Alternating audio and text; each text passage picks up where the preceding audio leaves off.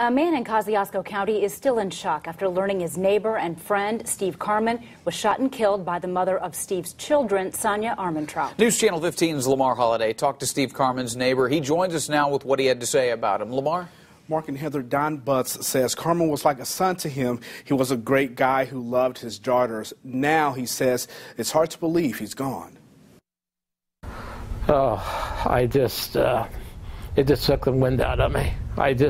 I couldn't believe it. Don Butts couldn't find the words to describe what he heard on the news last night, a shooting involving a man around his 50s around the Barbie chain. I prayed that night, and I prayed in the morning that it wasn't Steve. I was just hoping and praying that it wasn't him. Unfortunately, it was him.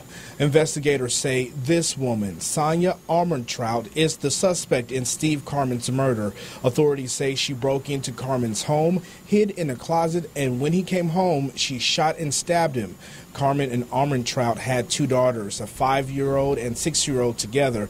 Police say Carman had full custody of them, but says those two young girls were Carman's world. Those two little girls, they loved their daddy.